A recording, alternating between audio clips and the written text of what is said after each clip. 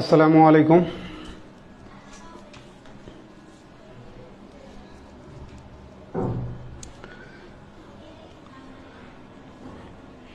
সুপ্রিয় শিক্ষার্থীগণ, গ্রুপের লাইভে আপনাদেরকে স্বাগতম।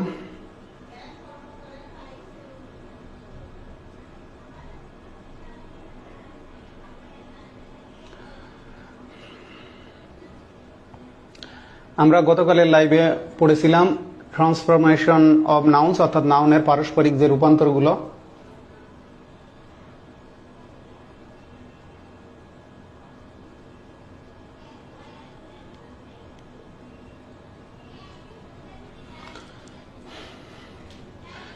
আজকে আমরা এই বিষয়টা আরো বিস্তারিত দেখব।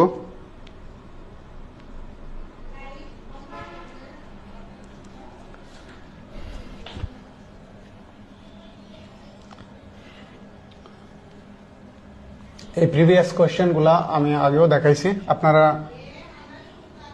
ক্লাসের পাশাপাশি যে প্রশ্নগুলো 2022-23 সালে বিভিন্ন চাকরির পরীক্ষায় বা বিশ্ববিদ্যালয় ভর্তি পরীক্ষায় এসেছে, কিন্তু আমি মাস্টার বই এখনো অ্যাড করিনি, এই প্রশ্নগুলো আপনাদেরকে আলোচনায় দেখাবো।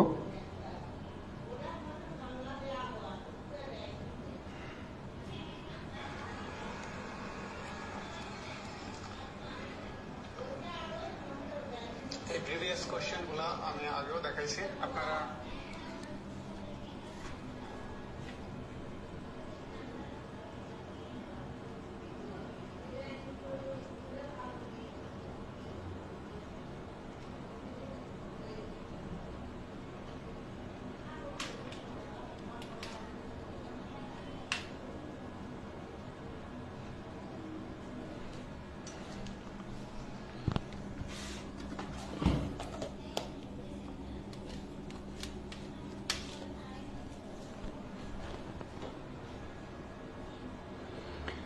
যাই হোক, আপনারা যুক্ত হতে থাকেন।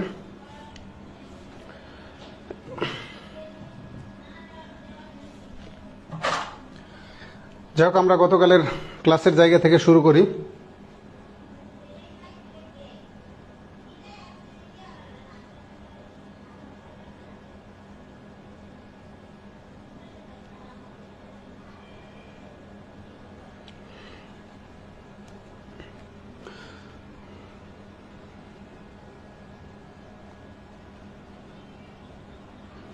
আমি আপনাদেরকে বলেছিলাম রিভার সাধারণত common noun, the Padma is a big river,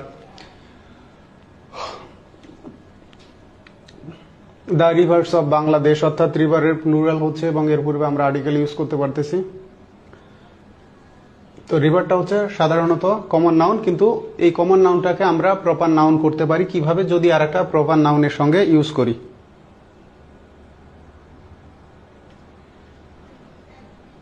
তাহলে এখানে দেখেন দ্য রিভার থেমস, দেখেন, বা রিভার সিন, মানে রিভার টেমস, তারপরে রিভার সিন, রিভার নীল, অথবা দ্য রিভার এভন। এভন হলো এই শেক্সপিয়ারের যে জন্মভূমি আর কি, বার্থ প্লেস, সেই নদী হচ্ছে এভন।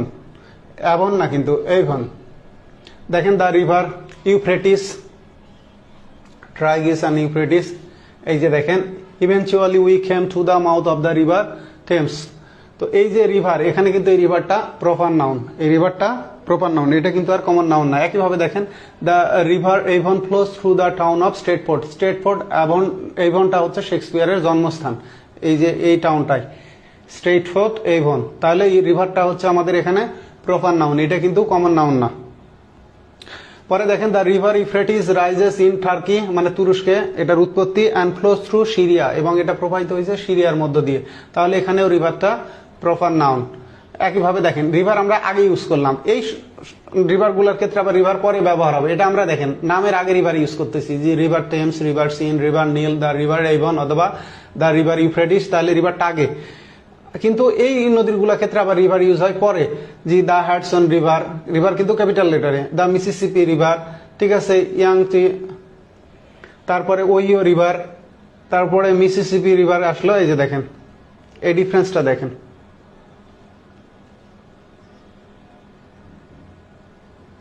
এখানে একটা বিষয় বলা আছে, in Britain and Europe the name usually comes after the word river. এই যে দেখেন, রিভার, দ্য রিভার টেমস অথবা river Rhine, river Nile, the river Ganges. In the US, outside Europe, the name usually comes before the word river. You usually say the Hudson River, the Mississippi River, the ঘোড়ার ডিম হোক, Congo river. এবার আসেন city. Dhaka is a big city বা Dhaka is a capital city, যেটাই হোক। Rajshahi is a green city. সিটিটা সাধারণত কি নাউন? সাধারণত কমন নাউন। কিন্তু এই ক্ষেত্রে দেখেন, যাই হোক, আপনাদের কিন্তু একটা বিষয় বলে রাখি, ক্লাস কিন্তু কন্টিনিউ হচ্ছে। আপনারা যদি কেউ ক্লাস মিস করেন, এবং আমার 30টা ক্লাস শেষ হয়ে যাবে ইনশাল্লাহ, আপনাদের যে ওইভাবে আমি কমিটমেন্ট দিয়েছি ওর মধ্যে আমি শেষ করে দেবো। পরে যে কেউ বলবেন যে আমরা ক্লাস পাইনি, ক্লাস করিনি, সেটা নিতান্তই আপনাদের ব্যাপার। হ্যাঁ, পরে আসেন সিটি। তাহলে এই যে দেখেন, মেক্সিকো সিটি, ভ্যাটিকান সিটি বা দ্য ভ্যাটিকান সিটি স্টেট, এটাকে আমরা বলি হলি সি। হলি সি, ভ্যাটিকান সিটিকে বলা হয় হলি সি। সি মানে SEA না, কিন্তু SEE। অস্ট্রেলিয়া মহাদেশের নাম, একে বলা হয় ডাউন আন্ডার। আমি ওইদিকে যাচ্ছি না। এই যে দেখেন ভ্যাটিকান সিটি। তাহলে সিটিটা এই শব্দগুলোর ক্ষেত্রে, মেক্সিকো সিটি, ভ্যাটিকান সিটি, এইগুলোর ক্ষেত্রে সিটিটা হচ্ছে প্রপার নাউন। সিটিটা হচ্ছে প্রপার নাউন।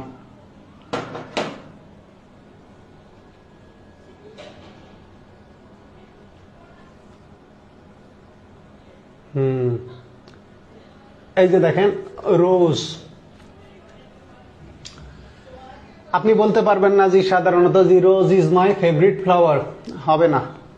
আমাকে বলতে হবে the rose is my favourite flower, কারণ রোজটা হচ্ছে স্পেসিফিক কমন নাউন বা কমন নাউন। কমন নাউনকে ইউজ করতে গেলে হয় এদের প্লুরাল করতে হবে। সেক্ষেত্রে আমি বলতে পারি roses are my favourite flowers, অথবা মাই ফেভারিট, ঠিক আছে, ফ্লাওয়ার ইজ দ্য রোজ, অথবা রোজেস।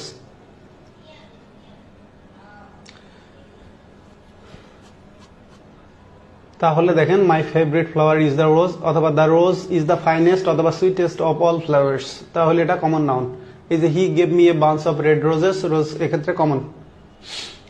অথবা সে আমাকে একটা গোলাপ দিল, সে আমাকে একটা গোলাপ দিল, হি উপহার দিল, তাহলে কি হবে? He presented me with a rose. Bunch of rose, bouquet of roses, এগুলো আমরা আগের ক্লাসগুলোতে পড়ে আসছি।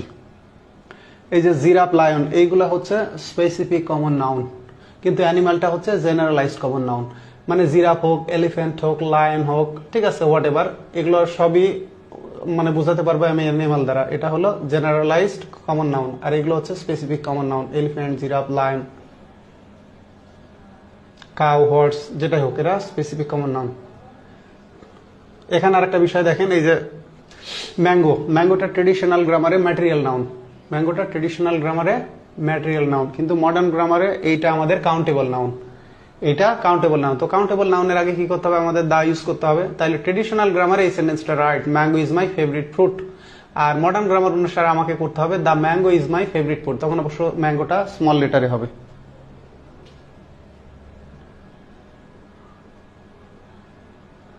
ঠিক একইভাবে এই যে কমন দেখেন, the potato is the most popular vegetable in Britain. Potato, the potato is the most popular vegetable. এই প্রোনাউন্সিয়েশনে কিন্তু এখানে এই যে ইটা আসবে না, ভেজিটেবল ইটা আসে না, কিন্তু এখানে আবার ম্যাটেরিয়াল দেখেন, chips are made of potato, এখানে কিন্তু কমন নাউন, কিন্তু এখানে আবার material noun. Chips are made of potato, surely you know that. তাহলে এই পোটাটোকে আমরা কি বলবো? Material noun. একইভাবে এগসটা কি? এগস, এগ হলো ডিম, কমন নাউন, কাউন্টেবল নাউন। কিন্তু আমি বলতেছি the cake is made of eggs, মানে কি কেকটা ডিম থেকে তৈরি। তো সেক্ষেত্রে কি হবে? কেক কিন্তু ম্যাটেরিয়াল নাউন হয়ে যাবে, মানে কমন নাউন হয়ে যাবে ম্যাটেরিয়াল নাউনে।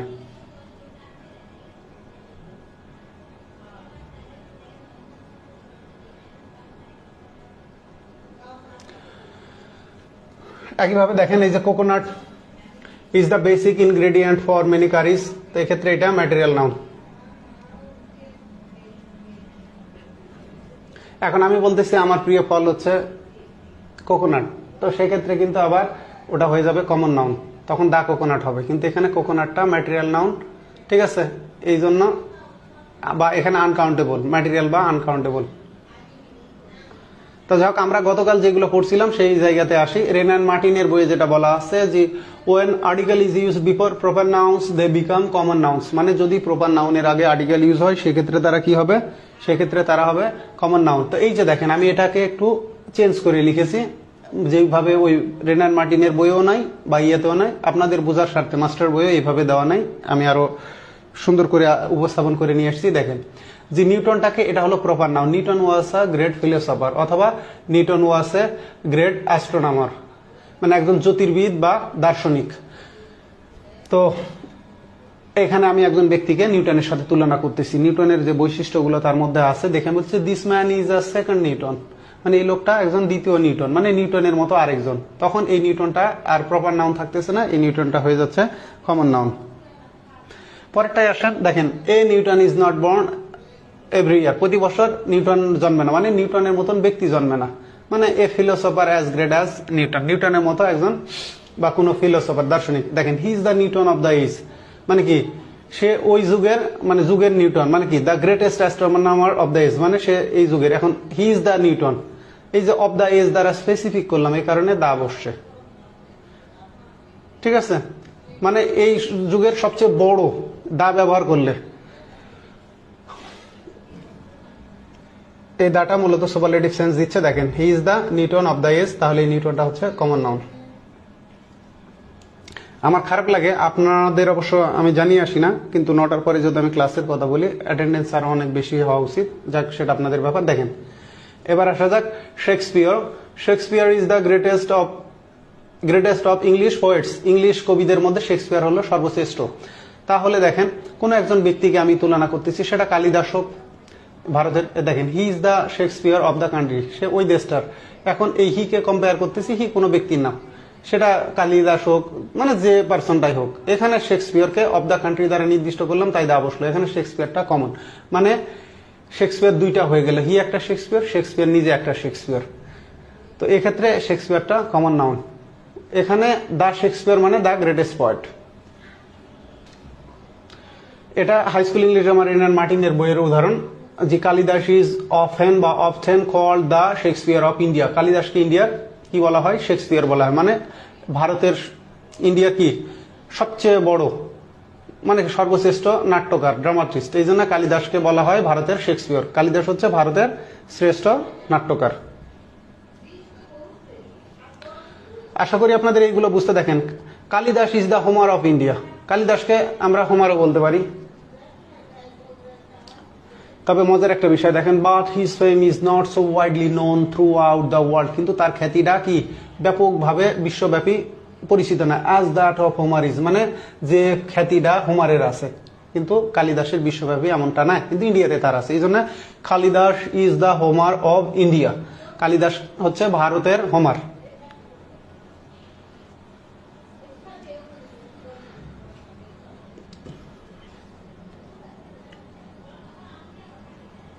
হোমার একজন কিন্তু বিখ্যাত কবি ছিল, হোমারের লেখা পড়ছি।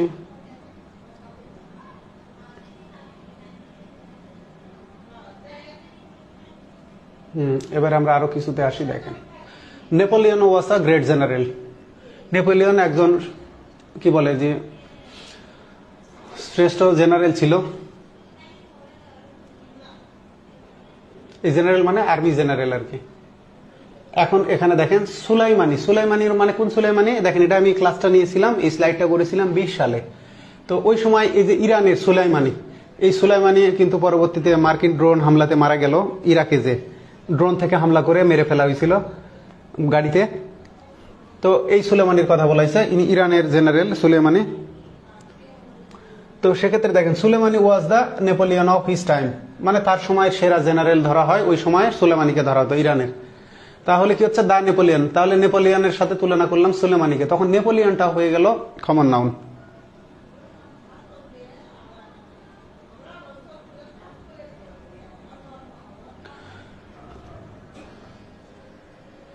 ব্যাড লাক, ইলেকট্রিসিটি গন।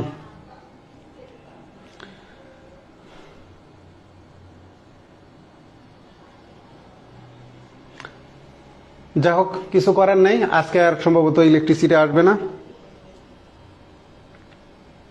আমরা আগামীকাল চেষ্টা করব 1 ঘন্টা আগে ক্লাস শুরু করার, ক্লাসের ডিউরেশন চেষ্টা করব বেশি নেওয়ার।